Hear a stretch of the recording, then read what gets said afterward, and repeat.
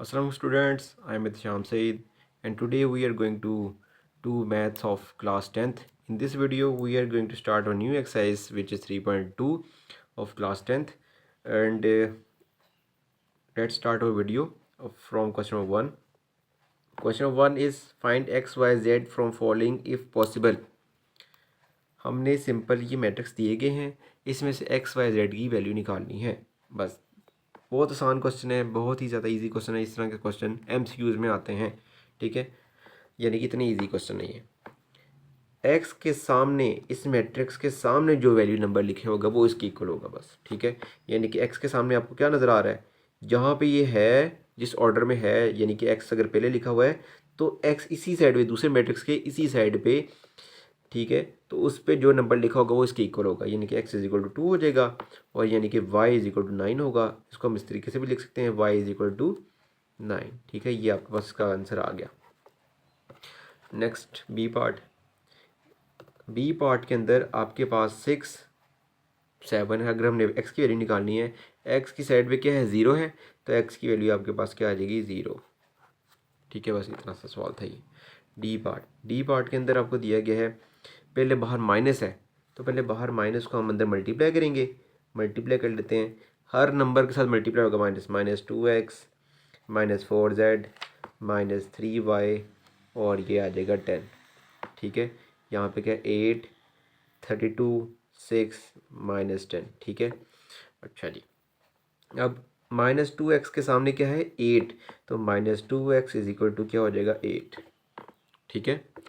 अब यहाँ पे लाइन लगा देते, 3 लाइनें, क्योंकि अब यहाँ पे -3y है तो -3y के सामने क्या है, 6, -3y इज इक्वल टू क्या हो जाएगा, 6।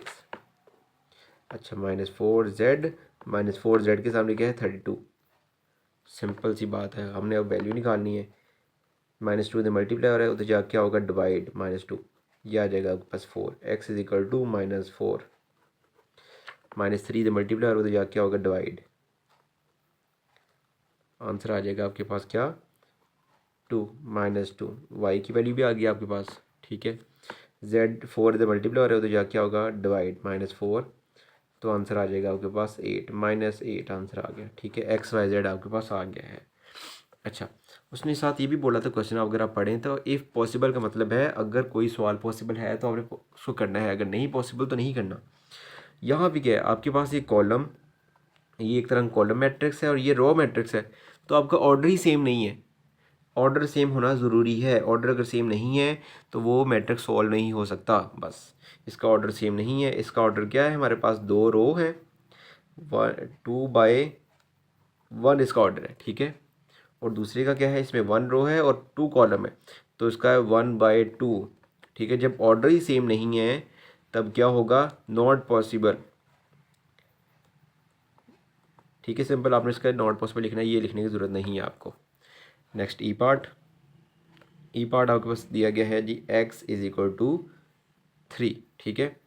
x is equal to 3 value put कर दी हमने, x की वैल्यू आ गई मेरे पास 3, ठीक है। इसके बाद क्या है मेरे पास,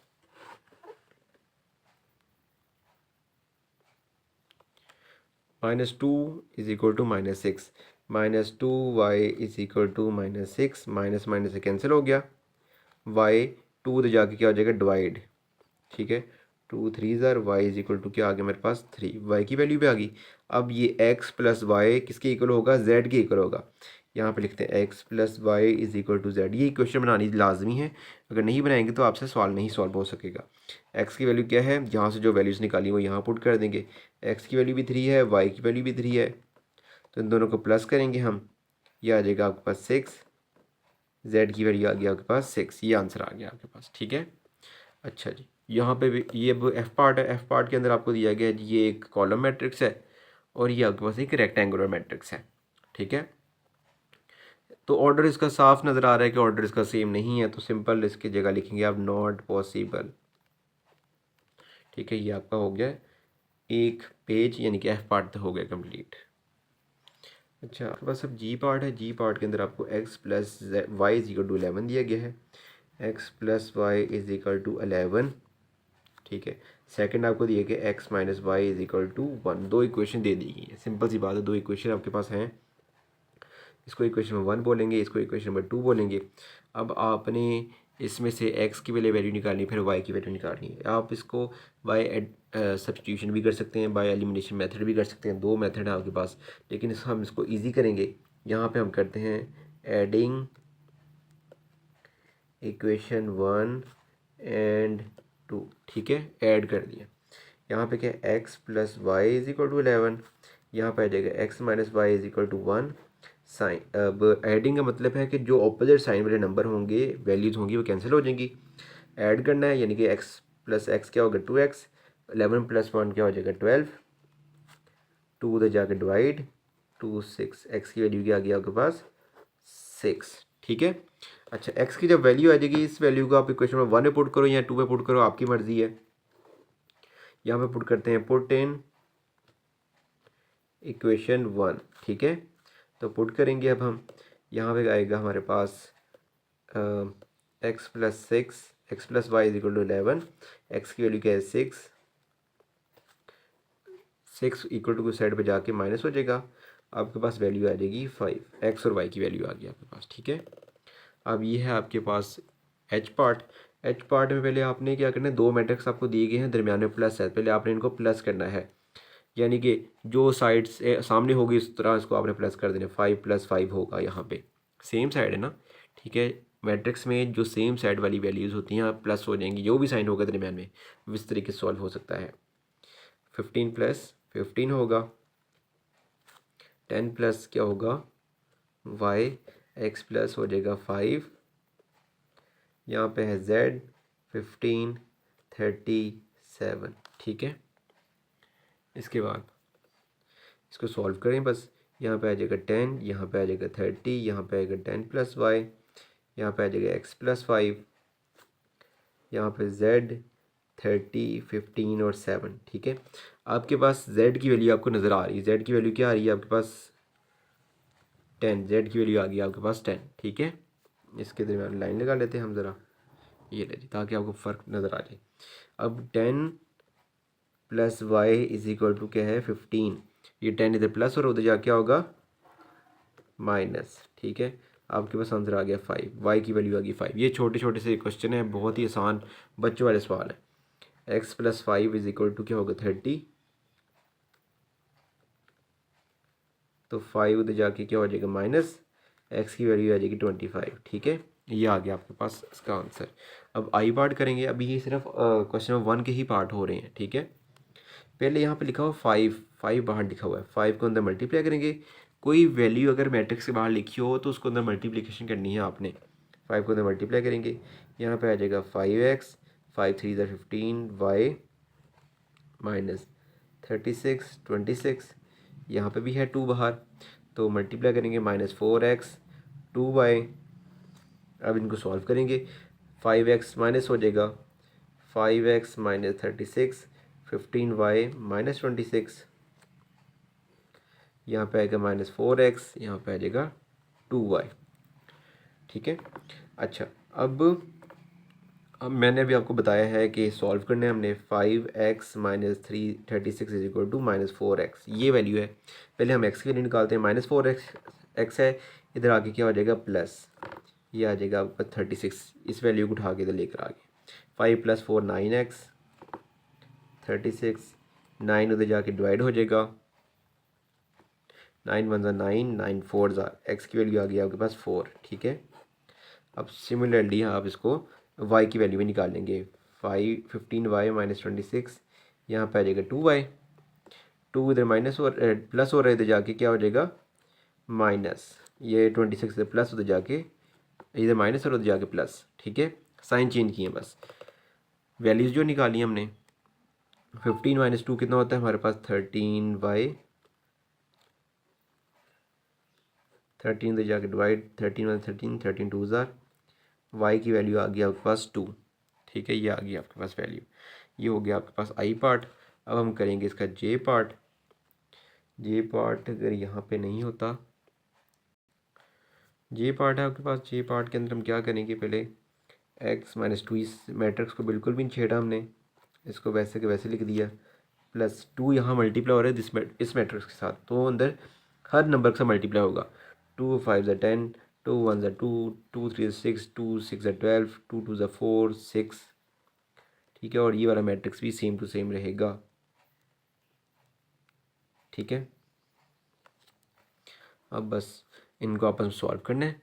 x प्लस 10 करेंगे, x plus 10 minus 2 plus 2, y plus 6 minus 4 plus 12, z plus 4 5 plus 6, ठीक है।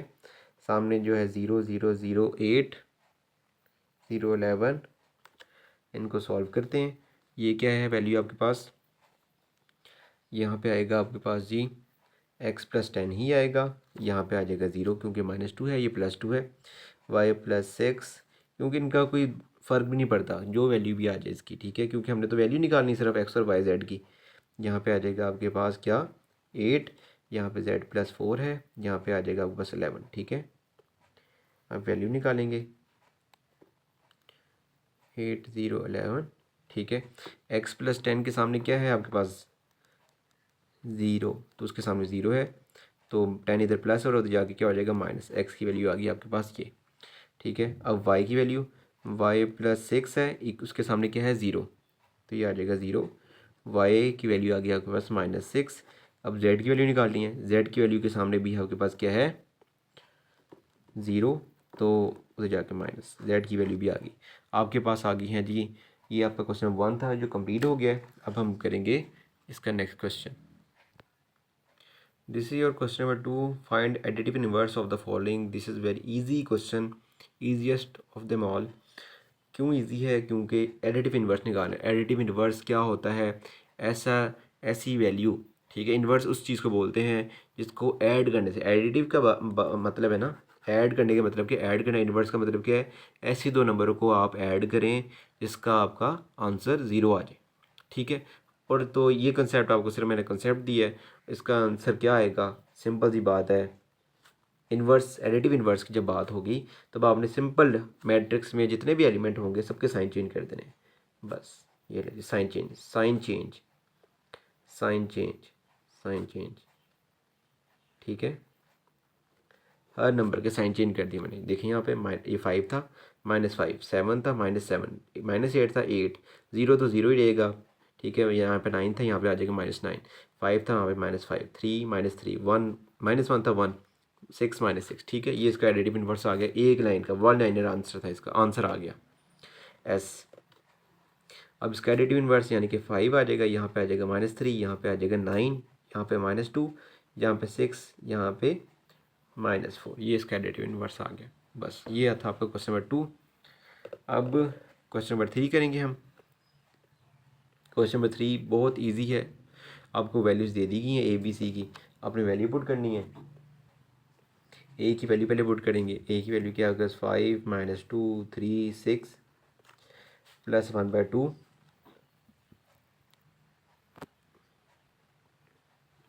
10 -8 8 और 6 -1/3। सी की वैल्यू क्या आ रही है आपके पास 15 0 6 -12, ठीक है, ये आ गई वैल्यू। अभी 2 इधर मल्टीप्लाई हो रहा है, अंदर हर नंबर के साथ तो मल्टीप्लाई करेंगे, 2 5 ज़ार 10, 2 2 ज़ा 4, 2 6 ज़ार 2 3 ज़ा 6, 2 6 ज़ार 12, ठीक है। मल्टीप्लिकेशन हुई है क्योंकि 2 मल्टीप्लाई हो रहा है। अब यहाँ पे क्या करेंगे, 2 को अंदर हर नंबर के साथ डिवाइड कर देंगे, तो डिवाइड करते हैं जी, ये ले हर नंबर के ऊपर डिवाइड कर दिया,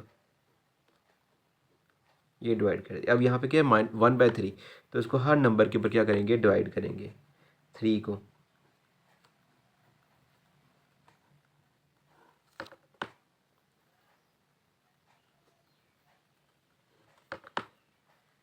यहाँ पे आ जाएगा जी आपके पास 5, कैंसिलेशन करेंगे अब हम 3 4 यानी कि 5 -3 4 3, यहाँ पे भी यही काम करेंगे, 5 3 5 15 होता है, 5 आ जाएगा 0। अगर आपको नहीं समझ आती, कैंसिलेशन आपको नहीं आती, तब आप इसके अंदर कैलकुलेटर की हेल्प ले सकते हैं। 2 आ जाएगा, यहाँ पे आ जाएगा आपके पास -4, ठीक है। अब बस बहुत सा सिंपल सा काम रह गया आपके पास, क्या क्या सिंपल काम रह गया, इन तीनों को जो साइन है उनके मुताबिक सॉल्व कर देना। 10 +5, यहाँ पे क्या -5, ठीक है, -4 -3 प्लस और माइनस, ठीक है, ये वाला प्लस और ये वाला माइनस माइनस, और ये आ जाएगा -0। आमने सामने वाली वैल्यूज़ को बस सॉल्व करना है। 6 फिर 4, यहाँ पे आएगा 6 + 4 -2, ठीक है, 12 +3 माइनस और ये वाला माइनस प्लस हो जाएंगे +4, ये तो 0 हो गया। 10, ठीक है, -7, ये आएगा आपके पास क्या, 10 - 2 8 होता है, ठीक है, 7 7 में से 12 निकालना है, 12 ऐड करने हैं, यानी कि 19, ठीक है। ये आ गया आपके पास क्या, आई पार्ट का क्वेश्चन 1 का आंसर आ गया। अब हमारे पास ये रह गया क्वेश्चन, इसको हम इधर ही कर लेते हैं, बहुत छोटा सा इसलिए। ए की वैल्यू पुट करते हैं। ए की वैल्यू क्या है आपके पास, 5 - 2 3 एंड 6, ठीक है। अब 1/2 और बी की वैल्यू क्या, 10 -8 8 और 6, बस वैल्यू पुट करेंगे। 5 - 2 3 6, अब -1/2 है तो 2 का मतलब 1/2 का मतलब क्या है, 2 अंदर हर नंबर के साथ डिवाइड होगा, सेम वही प्रोसीजर जो अभी हमने किया है। 5 - 2 3 6 माइनस, इसका डिवाइड कर लें, यहाँ पे कैंसिलेशन करनी है तो 2 5 10 होता है, 2 4 -4 हो जाएगा, 2 3 3, 2 4 यहाँ पे आ जाएगा 4, ठीक है।